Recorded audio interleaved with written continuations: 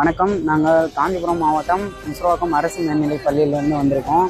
நாங்கள் கண்டுபிடிச்சிருக்கிற ப்ராஜெக்ட் பேர் வந்து சி சேஃப்டி பெல்ட், அதாவது எஸ்எஸ் பெல்ட்னு கூப்பிடுவோம்.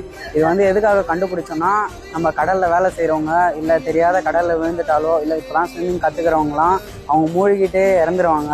ரொம்ப நேரம் நீச்சல் அடிக்க முடியாது. அதுக்கு பதிலாக இந்த எஸ்எஸ் பெல்ட்னு கண்டுபிடிச்சிருக்கோம்.